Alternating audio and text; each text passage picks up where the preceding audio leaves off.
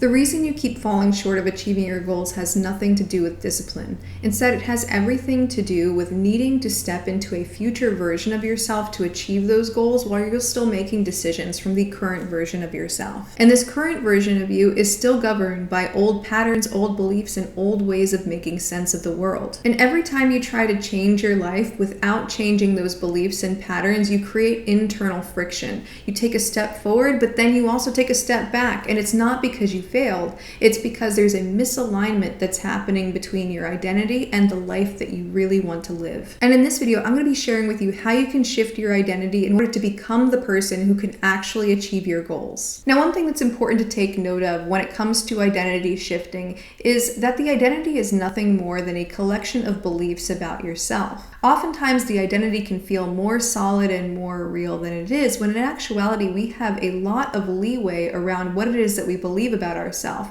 A lot of our identity is up to interpretation. And the identity can feel very solid and like, oh no, this is actually just true about me. It's true about me that I have limitations over here, or it's true about me that I can't do this. But in actuality, all of that's an interpretation. So I like to think about the identity like a castle in the sky, where there's nothing at the foundation of it. Basically, it's based on a lot of assumptions that feel very real, but then we have a very complex structure built up on top of that nothing. And your identity beliefs don't just include your identity, your worldview beliefs are also in the mix as well, because your identity scaffolds upon the worldview or the cosmology that you hold. For example, let's say that I was raised in a community that really valued collectivism and really saw individualism as something bad and selfish and wrong to do. And so I have this foundational assumption stone that floats there in the sky that individualism is selfish and bad, collectivism is like righteous and good.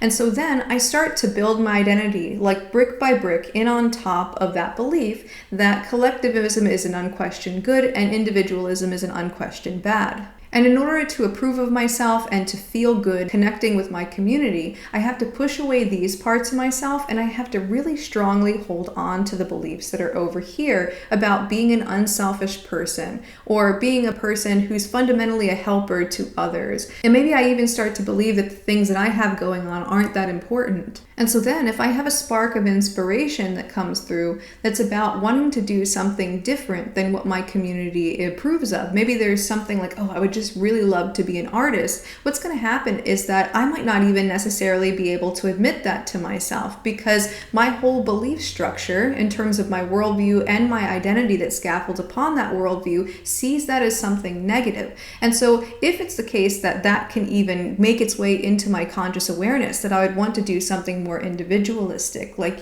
paint or to create things, then what's going to happen is I'm going to have to grapple with that and my identity won't be able to allow me to actually move in that direction. But if I start to shift and change my worldview to where I see individualism and collectivism as both acceptable ways of being and that there's no shame to being individualistic or collectivistic, then I can integrate all of the positives of having grown up in this community with my creative impulses, with my more individualistic desires, and I can change and shift my worldview and the identity that scaffolds upon that to open up to those new potentials. Or let's say that the opposite thing happens. Let's say that I grew up in a place that really valued individualism. And so individualism was seen as an unquestioned good, collectivism is an unquestioned bad. And let's say that because of that, I start to develop a belief that I'm the type of person that can do everything all by myself and that it actually would cheapen the victory if I didn't achieve the things I want to achieve all by myself. And let's say that I have a goal that comes up that I won't be able to achieve without actually operating in a way that's like a more collective way of operating. Maybe I need a team to actually bring forward what it is that I want to achieve. But because I have this hyper individualistic identity, what happens is that I don't then make the decision to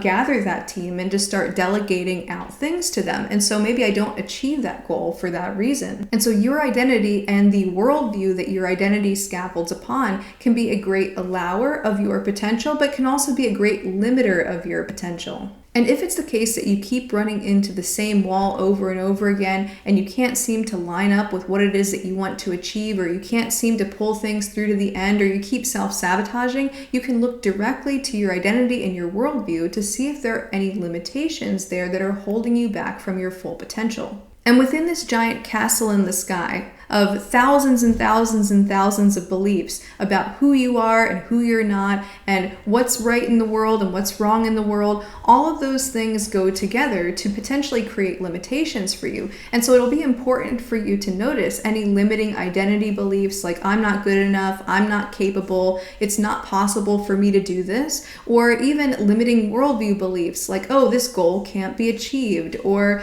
maybe if it's the case that I have a financial goal, maybe I have a belief that like money is the root of all evil. Or maybe I have an identity of being an unselfish person, and I believe that selfish people are fundamentally bad and that nobody should be focusing on themselves and only focusing on other people. And so when I try to go and achieve something that I want to achieve, I'm like, oh no, I'm so selfish and bad for that. So in order for you to truly shift your identity, you actually have to look at your worldview-based beliefs too, and what it is that you believe about reality. And if you have any polarizations in your worldview beliefs, like, oh, this is a good thing and this is a bad thing, that's especially a place to look to when you're looking to change up those identity beliefs. As oftentimes we maintain a certain identity, even if it limits us, if we feel like it's going to keep us good in some way. But this is imperative to be able to do because you simply cannot out-achieve your identity. Now, just really quick, I wanted to cut in and say if all of this is resonating with you so far and you want to learn how to overcome procrastination and self-sabotage, I highly recommend checking out my free webinar. It's called 3 Shadow Work Secrets to Get Out of Your Own Way and Reach Your Full Potential Without Having to Fight Yourself, and the link is down below in the description box.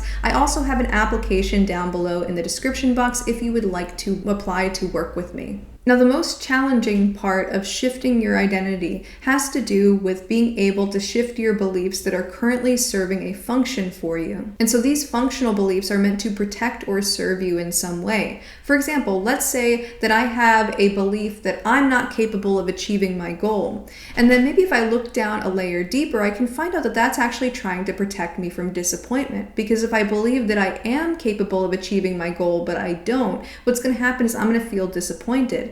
And so in order to avoid that disappointment, I maintain that belief that I'm not capable of achieving that goal. And that way I never try and I never fail. Or let's say that I have a belief somewhere in my castle of sky of beliefs that anytime that somebody is capable of doing something, they're required to do that something. It becomes their duty and their obligation to do what they are capable of doing. And so then, in order to protect myself from the overwhelm of the burden of having to do what I'm capable of, I just build out an identity-based limiting belief that I'm not capable of doing anything. I'm just bad across the board at everything. Because if I believe that I was good at something, I would then be obligated to do that thing. And if I realize that I have so much potential, that's going to be incredibly overwhelming. And so in order for me to let go of that belief around not being capable of anything, I have to actually feel safe and comfortable being capable with things based off of my other beliefs in the larger structure of beliefs. And so in that case, I would have to get rid of the idea that I'm obligated to do what I'm capable of and instead to see it purely as a choice. Or let's say that I have a limiting worldview belief that good people think lowly of themselves and are self-deprecating. And so then what I do is I create all of these identity beliefs that, oh, I'm so ugly, or I'm not talented, I don't have any skills, I'm not good enough, and I build these out so that I can feel like I'm a good person. Because again, good people are self-deprecating, and so I have all of these self-deprecating identity beliefs to prove myself good to myself. And so because those limiting identity beliefs are serving me by convincing me that I'm good, I'm going to actually have to change my worldview and recognize that good people can actually think well of themselves. You don't have to be self-deprecating or self-effacing to be a good person. And I can even look around for examples where it's like, okay, hang on a second, this person thinks well of themselves and they're a good person, whereas this person's really, really low on themselves and maybe they are lacking in the character department a little bit. And so being able to see those contrasting examples can be helpful for undermining worldview beliefs that limiting identity beliefs scaffold up on top of. And another function that a limiting identity belief can serve is that it is actually the foundation upon other beliefs that we would hold on to and that have other functions. functions. And so let's say if we think about that castle in the sky metaphor, and you have no foundation, but you just have all of these worldview and identity beliefs built up. And so let's say that you try to take out some brick from the center of the structure. Well, what's going to happen is that there's going to be a whole bunch of other stuff built up on top of it. And so if you take that out of the structure, the other things collapse. And so let's say if I have some kind of limiting belief about myself, like I'm not good enough, but then it has all of these other, let's say, beliefs that are maybe serving me in some way, or maybe I'm really attached to these identity beliefs up here. And if I just took out the idea of like not being good enough, what's going to happen is that that structure is going to crumble and it's going to create an identity crisis. And so that's one of the more challenging things when it comes to shifting the identity, because your identity can be the basis of other identity beliefs and worldview beliefs that are really serving you. And so letting go of that limiting belief and being able to step into a greater version of yourself might be quite difficult, because it might destabilize that castle in the sky. And because we're really focused on maintaining homeostasis and maintaining our ego, maintaining our identity, it can be really challenging to make those shifts. And so to recap this, when it comes to being able to shift your identity and to become the person who can actually achieve your goals, the challenge is that your identity beliefs are many and they're scaffolded upon your worldview beliefs that are many, so that it's this big complex structure of beliefs. And when it comes to changing any one of those beliefs in the structure, it can impact other beliefs in the structure. And it can also undermine certain function that those beliefs about yourself and the world are serving for you. And so sometimes changing your identity is as quick as a decision, and you could just go like, okay, I'm like this instead. But other times, changing the identity can be quite challenging, especially if your limiting identity beliefs are serving a function for you. And so the main thing you want to do is to be able to pinpoint out your limiting beliefs, figure out what that function is, and then to ask yourself how to render that function obsolete. And if you want to learn more about how to do this, I highly recommend checking out this video right here.